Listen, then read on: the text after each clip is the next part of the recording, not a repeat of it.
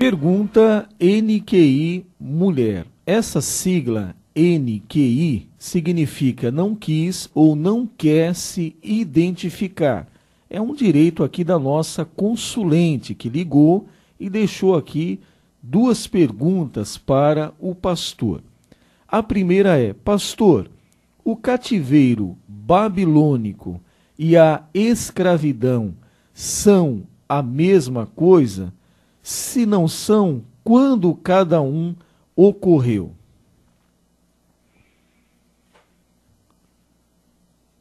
Nós queremos dizer que o cativeiro babilônico se deu por 70 anos.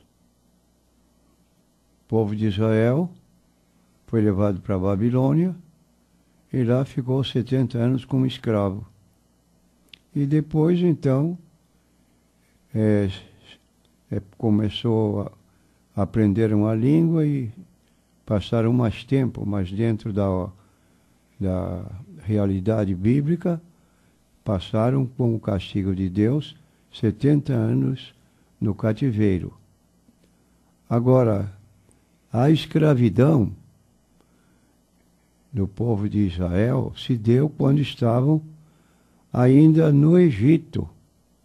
Foram levados para o Egito. Nós conhecemos a história que José, embora judeu, se tornou apreciado pelo rei do Egito, que o colocou ao seu lado e dava a José a mesma força política que ele tinha.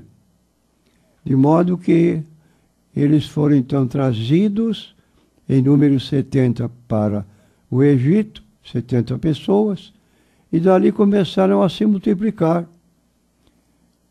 E ficaram durante esse período, até que o outro rei se levantou e achou que o número de israelitas era muito grande, que eles podiam se juntar com outro povo de fora e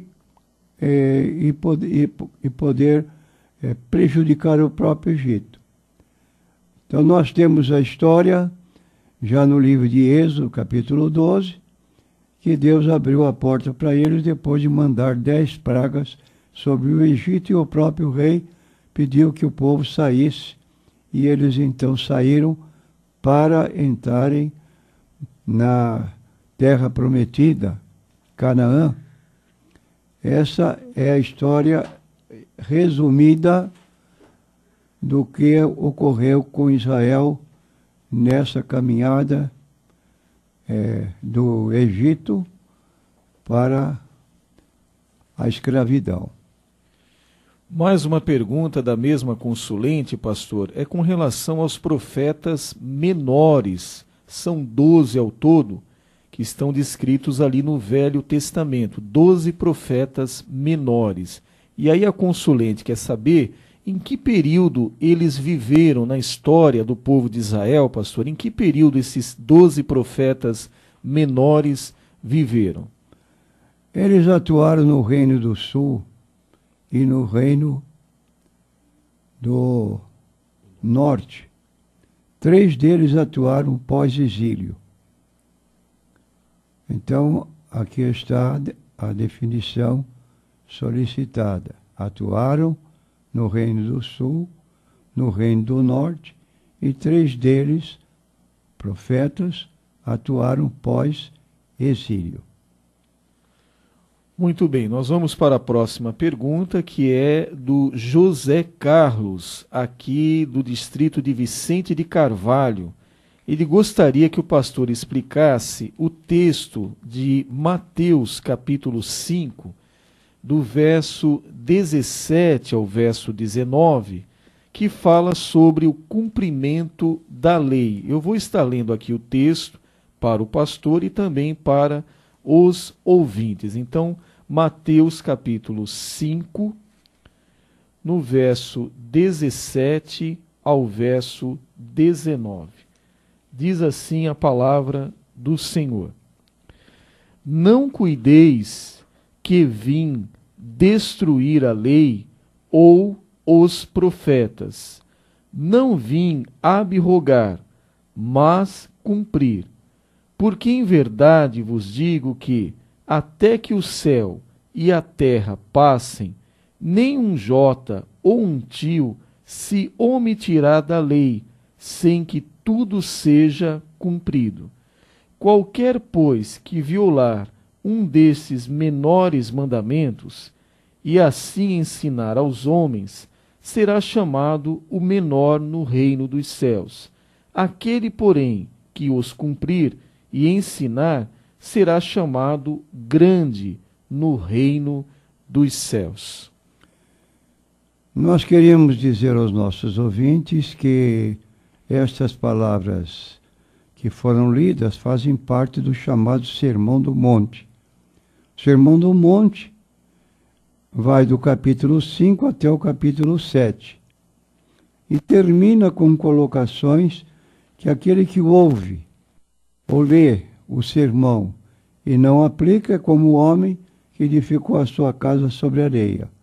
O que lê e o que guarda o que Jesus proferiu, ele então é comparado ao homem prudente que edificou a casa sobre a rocha. Vieram as chuvas, sopraram ventos, bateram contra a casa, mas ela estava bem firme. Então Jesus está fazendo um contraste aqui entre a lei dada por Deus no Antigo Testamento, e eu quero dizer que a lei dada por Deus no Antigo Testamento era chamado Pentateuco. São os 5 primeiros livros da Bíblia: Gênesis, Êxodo, Levítico, Números, Deuteronômio. Dentro desses 5 livros, contém 613 mandamentos. Repetindo, 613 mandamentos. Logo, uma pessoa poderia arvorar-se como guardador da lei se ele cumprisse todos. Do contrário, ele estava sob maldição da própria lei.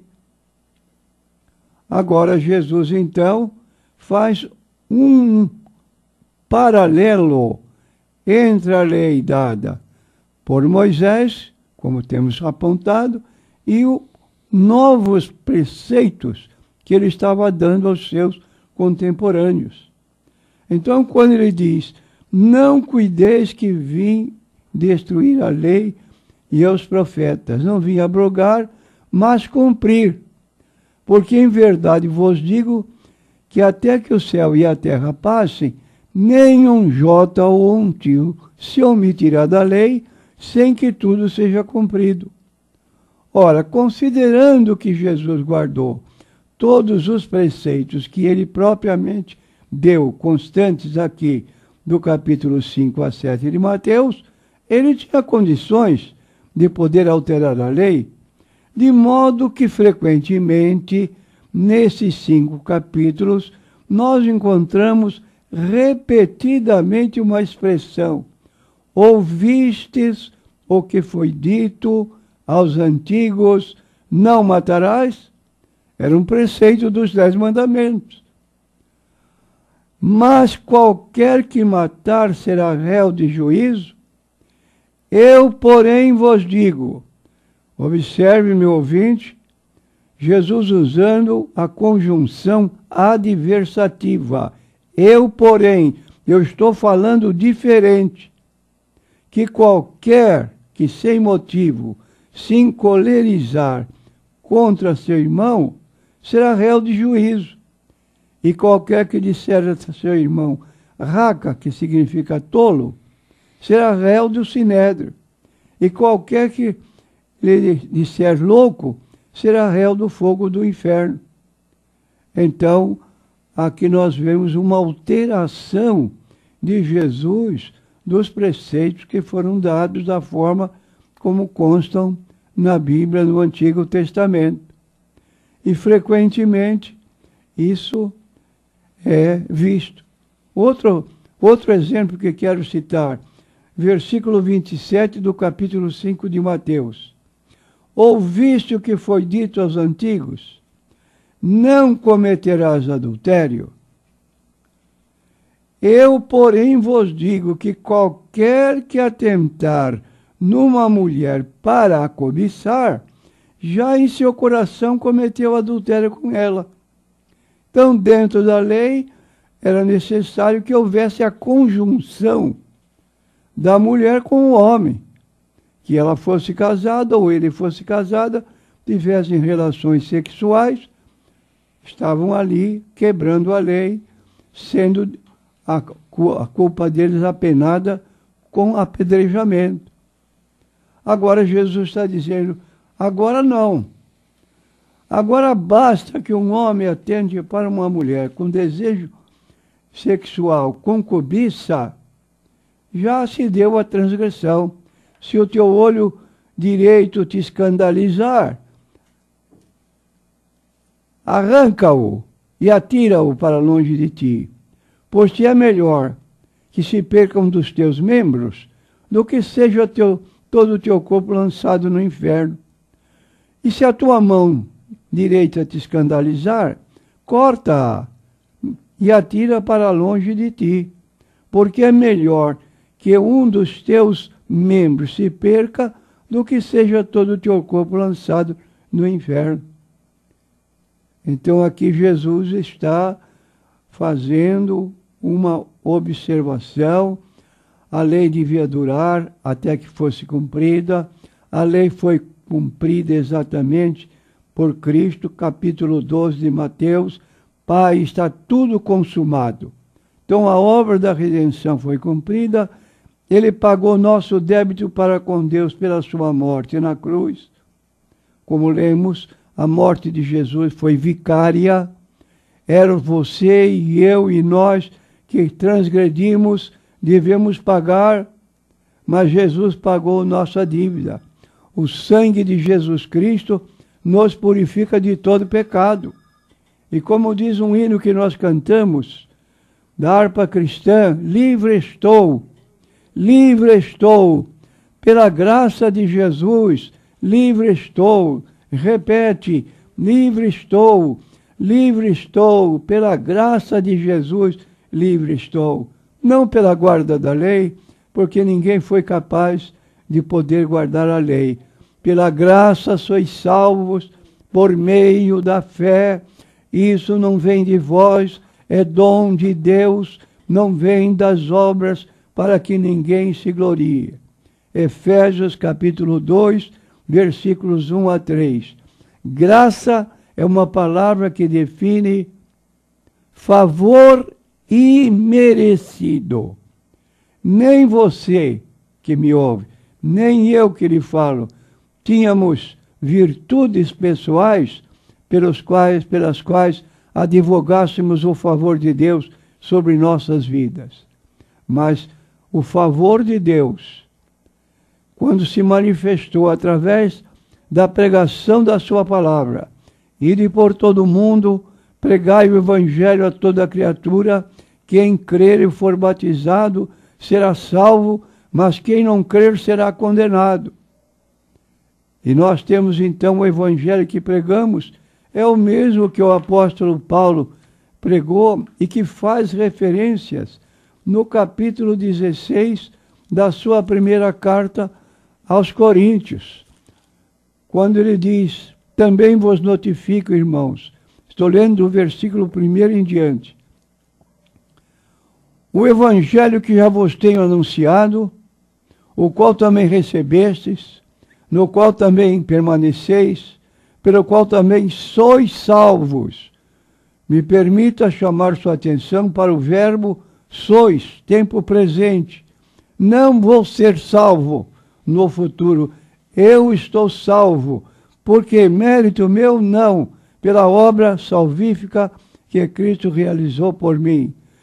Que se o retiveres tal como vou-lo tem anunciado, a não ser que crestes em vão, porque as pessoas às vezes chegam na igreja, se entregam para Jesus, mas aquilo não é um sentimento correto, vem uma vez e desaparece. Agora, porque primeiramente vos entreguei, o que também recebi, anote bem, que Cristo morreu, fato histórico, porque ele morreu por nossos pecados, segundo as Escrituras, foi sepultado e que ressuscitou ao terceiro dia. Quando Jesus ressuscitou, apareceu aos apóstolos e eles pensaram que era um espírito. Jesus disse para eles: apalpai-me e vede, que um espírito não tem carne nem ossos, como vedes que eu tenho. Lucas 24. E depois eles estavam meio estupefatos. Jesus foi mais adiante. Tendes alguma coisa que comer? Apresentaram-lhe um peixe assado e um favo de mel que ele comeu diante deles. Aí está a ressurreição. Foi sepultado, ressuscitou ao terceiro dia, segundo as Escrituras, depois foi visto uma vez por mais de 500 irmãos, dos quais vive ainda a maior parte, mas alguns já dormem. Depois foi visto por Tiago, depois foi visto por todos os apóstolos, e aí sucessivamente. E se uma pessoa duvida da ressurreição de Cristo, pode pôr-se de fora, porque está findada sua carreira pela morte. Agora, a ressurreição de Cristo nos dá margem para ressuscitarmos em corpo igual ao dele e viver novos céus, nova terra em que habita a justiça, de acordo com João 14, versículo 2 a 4. Vou preparar-vos lugar, eu voltarei, vos levarei para mim mesmo, para que onde eu estiver, estejais vós também. A próxima pergunta, também lá do distrito de Vicente de Carvalho, agora é do Wagner. Ele diz assim: pastor, eu estive afastado e agora estou voltando ao Senhor. E gostaria de uma orientação sobre o que fazer para me fortalecer na fé. Eu quero dizer ao nosso consulente o seguinte: a Bíblia declara: quem confessa suas transgressões e as abandona, alcança misericórdia. O que as encobre nunca prosperará. E, pela sua leitura aqui, estamos vendo que você está voltando ao Senhor.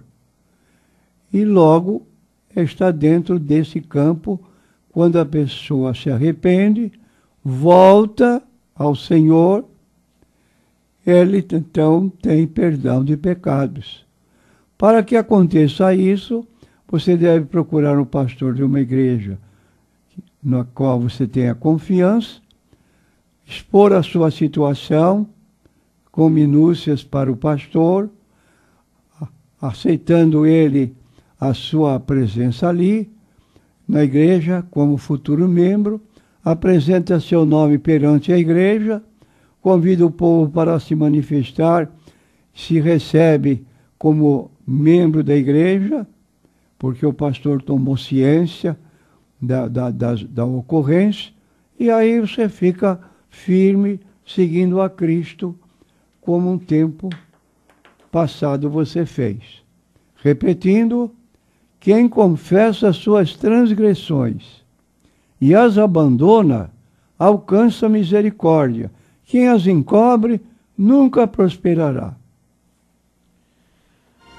A próxima pergunta é NQI Homem. O consulente aqui não quer se identificar, mas ele faz aqui um relato. Ele diz: pastor, minha irmã estava indo à igreja comigo, porém ela começou a desistir. Ela se separou do marido e agora está interessada em outra mulher.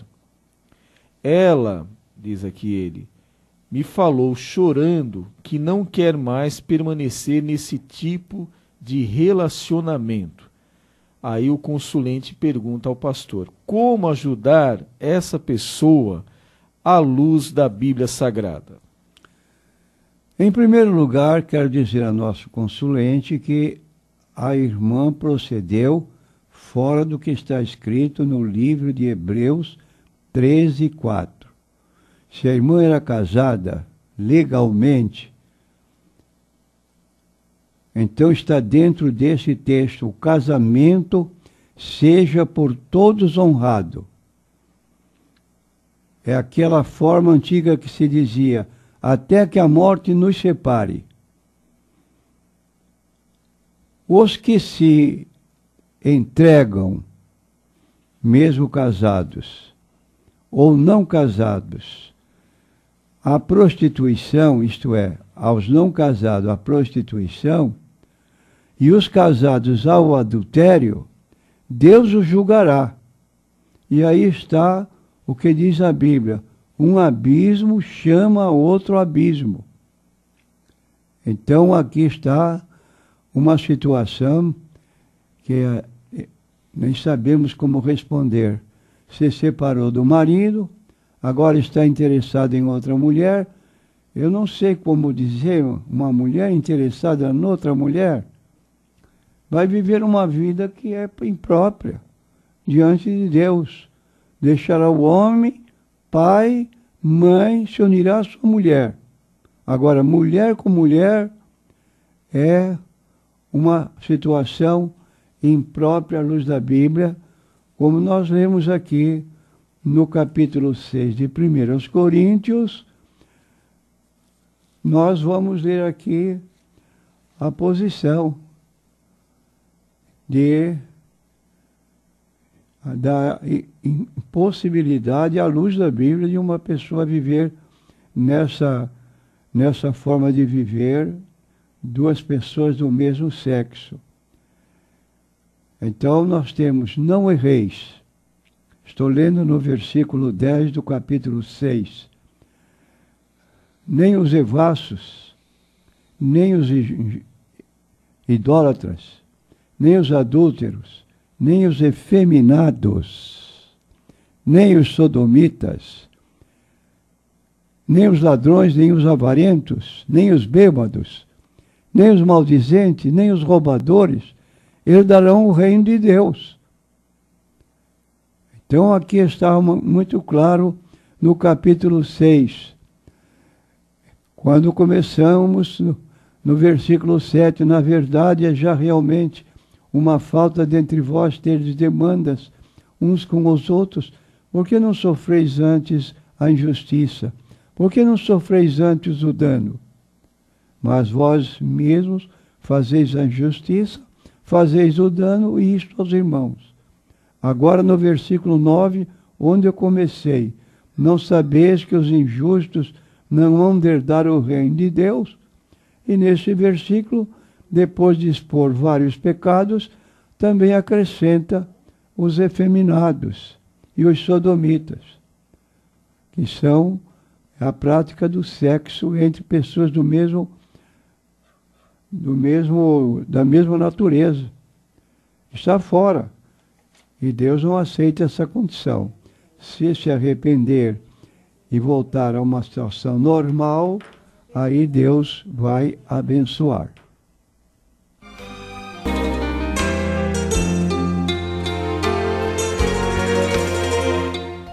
A próxima pergunta é da consulente Laudiceia. Ela faz aqui um relato que podemos dizer triste. Ela fala aqui que ficou doente e o pastor não foi visitá-la. Ninguém se preocupou ali com a ausência da nossa irmã por esse motivo de enfermidade. E depois chegou ao seu conhecimento que o próprio pastor havia dito que ela é que deveria ir à igreja e não o pastor ir à casa dela.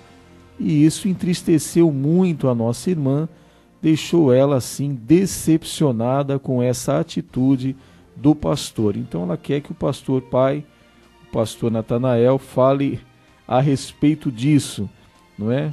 Esse procedimento desse pastor de ter agido dessa maneira. Esse pastor devia ter lido o capítulo 25 de Mateus, no versículo 39. Quando te vimos enfermo, fomos ver-te. A quem cabe essa responsabilidade?